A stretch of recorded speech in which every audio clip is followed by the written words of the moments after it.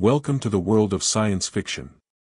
Don't forget to like and subscribe, so you don't miss new stories. Enjoy the listening. Dr. Ethan Cade stared out at the vast expanse of stars through the reinforced glass of Outpost Helios observation deck. The station floated like a lonely sentinel at the edge of known space, its metallic structure glinting faintly in the light of distant stars. This was it, the frontier. A place where science met mystery, where discoveries awaited those brave enough to seek them. Dr. Cade, a voice broke his reverie. He turned to see Commander Alina Voss approaching. Her uniform was crisp, her posture rigid, but her sharp green eyes betrayed curiosity. "Welcome aboard." Ethan extended his hand. "Thank you, Commander. It's an honor to be here." Voss shook his hand firmly but wasted no time on pleasantries. "Your reputation precedes you. I've read your work on quantum anomalies, unorthodox but intriguing." Ethan smirked. "Unorthodox today, groundbreaking tomorrow." "We'll see," she replied coolly. "Follow me. Dr. Lila Soren will brief you on our current findings." As they walked through the station's sterile corridors, Ethan couldn't help but feel a mix of excitement and apprehension. He had left behind a comfortable academic position for this, a chance to push the boundaries of human knowledge. In the main lab, holographic displays flickered with streams of data. Dr. Lila Soren greeted him with a warm smile that contrasted sharply with Voss's stoicism. "Dr. Cade. I've been looking forward to working with you." "The feeling's mutual," Ethan replied as he scanned the data projected before him. Lila pointed to one display showing erratic waveforms. "These are the signals we've been detecting from an uncharted star system just beyond our reach." Ethan leaned closer, his brow furrowing. "These patterns, they're too structured to be natural phenomena." "That's what we thought," Lila said. "But if they're artificial, then someone, or something, is out there," Ethan finished. Commander Voss crossed her arms. "Are you suggesting extraterrestrial intelligence?" "I'm suggesting we investigate," Ethan said firmly. Over the next few days, Ethan immersed himself in analyzing the data while Lila and her team ran simulations. The signals grew more intense with each passing hour, their complexity defying conventional explanation. On the fifth day, alarms blared throughout the station. Ethan rushed to the lab, finding it in chaos. "What's happening?" he demanded. Lila pointed at a display showing energy readings spiking off the charts. "The signals, they're coming from a specific location on this planet." She highlighted a swirling blue orb on their star maps. Commander Voss entered moments later. "Report." Ethan turned to her, his eyes blazing with determination. "We need to go down there." Voss hesitated. "We don't know what we're dealing with." "Exactly," Ethan countered. "That's why we can't ignore it." After a tense pause, Voss nodded. "Assemble your team. You leave in 6 hours." The shuttle descended through turbulent skies as Lieutenant Mira Hayes fought to keep it steady. Outside, flashes of blue lightning illuminated an alien landscape below, a world unlike anything Ethan had ever imagined. "Hold on!" Mira shouted as they hit another pocket of turbulence. The shuttle landed hard but intact on a plateau surrounded by jagged crystalline formations that shimmered under an eerie purple sky. "Atmosphere is breathable," Lila reported after scanning their surroundings. Ethan stepped out first, his boots crunching against crystalline ground that seemed almost alive underfoot. "This place," he whispered in awe as he took in towering spires that refracted light like prisms. "Stay alert," Voss ordered as she and 2 armed security officers followed closely behind. They hadn't gone far when Ethan spotted movement ahead, a figure emerging from behind one of the crystal spires. He froze, signaling for everyone else to stop. The figure stepped into view, a humanoid being with shimmering blue skin that seemed to ripple like water under sunlight. Its almond-shaped eyes glowed faintly as it regarded them with what appeared to be curiosity rather than hostility. Lower your weapons, Ethan said quickly when he saw one of the security officers raise their rifle. The alien raised its hands in what seemed like a gesture of peace before speaking in perfect English, "Welcome." Ethan's heart raced as he stepped forward cautiously. "I'm Dr. Ethan Cade." "Who are you?" "I am Caliph," she replied softly, her voice melodic yet tinged with sadness. "We have been waiting for you." "For us?" Ethan asked, bewildered. Caliph nodded solemnly. "My people are dying, and only you can save us." Ethan felt an inexplicable pull toward this being, a connection he couldn't explain but couldn't ignore either. Behind him, Commander Voss muttered under her breath, "What have we just walked into?" Ethan didn't answer, his focus was entirely on Caliph as she gestured for them to follow her deeper into this strange new world where answers, and perhaps destiny, awaited them all. The crystalline formations of the alien world shimmered under the faint purple sky, casting long, eerie shadows that danced with the gentle breeze. Ethan and his team followed Caliph through a narrow passage between two towering spires. The air hummed with an almost palpable energy, making the hairs on Ethan's arms stand on end. "Where are you taking us?" Commander Voss asked, her voice tight with suspicion. Caliph paused, turning to face them. "To our city, what remains of it." As they emerged from the passage, a breathtaking panorama unfolded before them. Spread across a vast plain was a city built of shimmering crystals, its structures rising like frozen waterfalls. But the beauty was marred by decay. Many of the crystalline buildings were cracked and crumbling, their light dimmed. "This was once a vibrant metropolis," Caliph said softly, her voice filled with sorrow. "Now, it is a ghost of its former glory." Ethan felt a pang of sympathy for her and her people. He couldn't imagine seeing his own world reduced to such a state.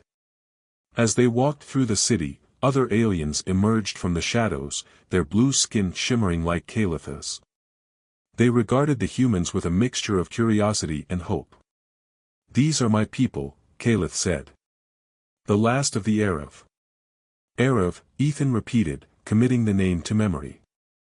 "What happened here?" Caliph led them to a large crystalline structure that seemed to serve as a central hub. Inside, holographic displays showed images of a thriving civilization, flying vehicles, bustling marketplaces, and lush gardens. "Our planet was once rich in resources," Caliph explained. "But we discovered a new element, one that promised unlimited energy. We called it Lumina." She paused, her expression darkening. "We harnessed Lumina without understanding its true nature. It emitted a form of radiation that slowly poisoned our world and our bodies. Over generations, we grew weaker. Our children were born with genetic defects." Ethan watched as Lila ran her scanner and whispered, "She is right. The radiation is at dangerous levels. Is there no cure?" Ethan asked. Caliph shook her head. "Our scientists have tried everything. But the mutation is too deep. It has become a part of our very DNA." She turned to Ethan, her eyes pleading. "But we discovered something else. A species whose genetic structure is resistant to Lumina radiation, humans." Ethan's heart skipped a beat. "You believe we can help you?" "We have learned that a symbiotic bond between our species can stabilize our genetic code. It is a risky procedure, but it is our only hope." Commander Voss stepped forward, her voice laced with skepticism. "A symbiotic bond? What does that entail?" "It involves merging our energies," Caliph explained. "A human volunteer would need to undergo a ritualistic process that would create a permanent connection between them and one of us." "A permanent connection?" Voss repeated, her eyes narrowing. "That sounds invasive." "It is a sacred act," Caliph said. "A joining of souls. But it is the only way to save my people." Ethan felt an inexplicable pull toward Caliph, a sense of connection that transcended logic or reason. He couldn't explain it, but he knew he wanted to help. "I want to learn more about this bond," Ethan said, his voice firm. Voss turned to him, her expression a mixture of concern and disapproval. "Ethan, we don't know what we're dealing with here.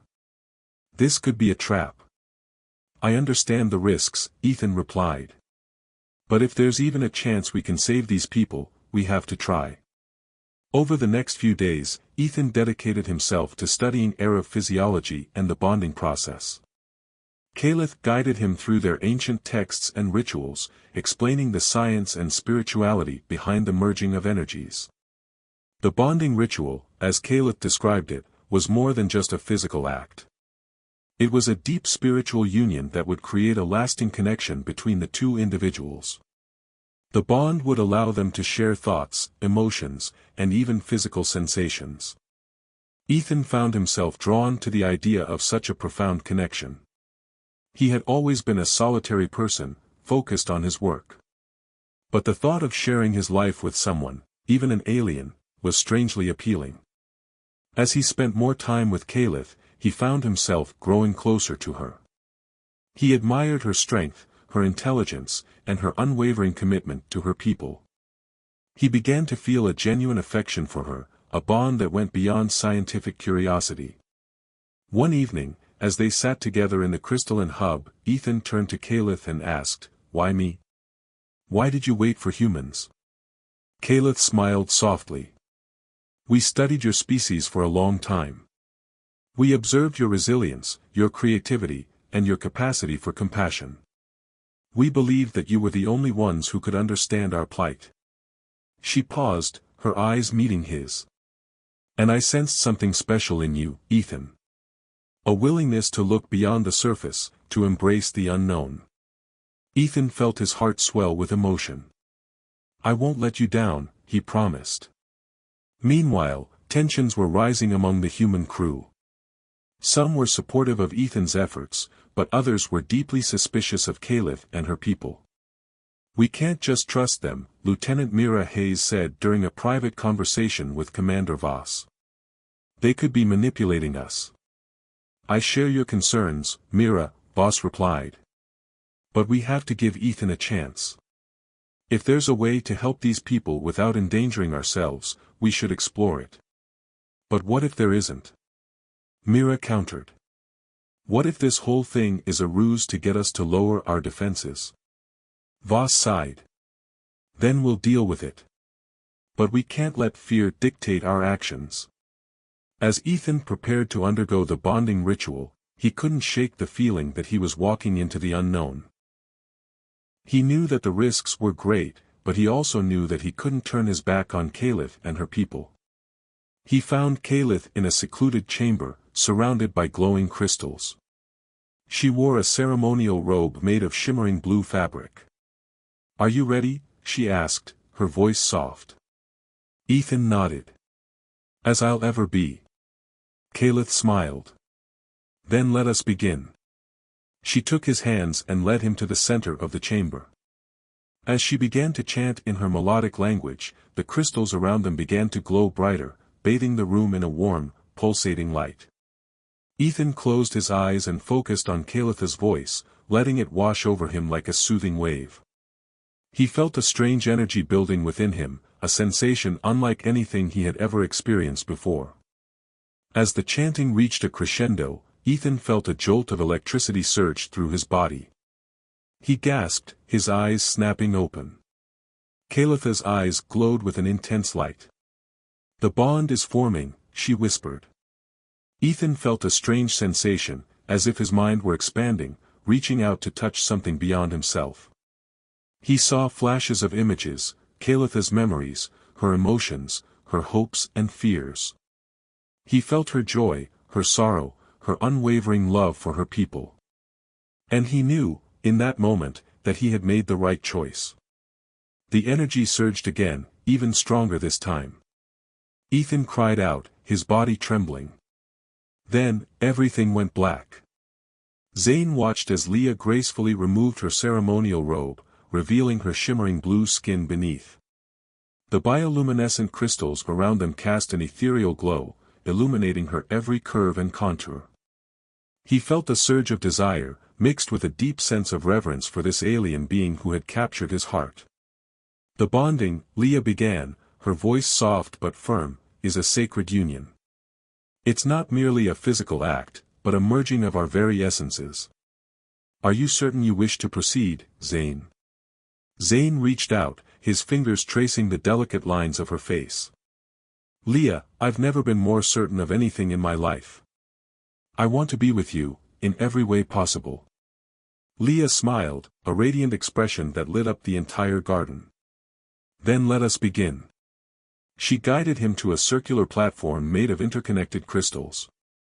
As they stepped onto it, the platform began to hum, resonating with a low, pulsating energy.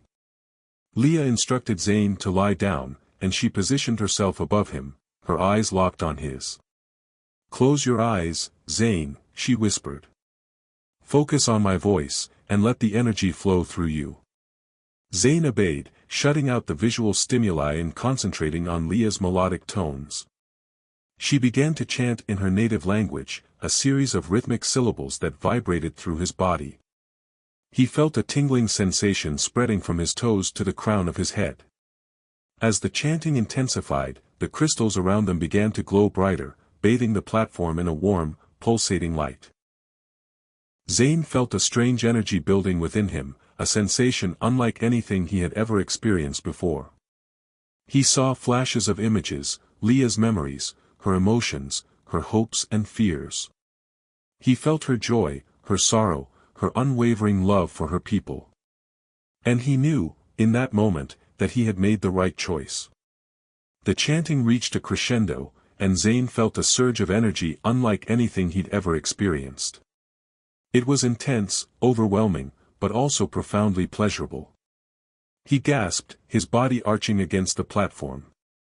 Leah's eyes glowed with an intense light. The bond is forming, she whispered. He felt a strange sensation, as if his mind were expanding, reaching out to touch something beyond himself.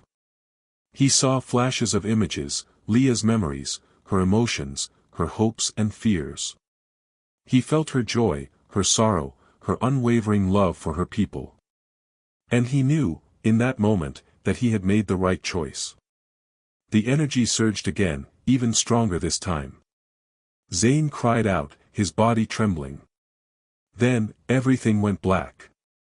When Zane opened his eyes, he was lying on the crystalline platform, Leah's face hovering above him. Her eyes were filled with concern, but also with a deep sense of peace. Zane, she said softly. Are you all right? Zane sat up, feeling strangely lightheaded. I think so. What happened? The bonding is complete, Leah replied. We are now connected, in ways you cannot yet imagine. As she spoke, Zane felt a strange sensation, a sense of shared consciousness. He could feel Leah's emotions as if they were his own, her thoughts flowing into his mind. It was disorienting, but also exhilarating. He reached out and took her hand, and as their fingers intertwined, he felt a surge of energy pass between them. It was a powerful, intimate connection, unlike anything he had ever experienced before.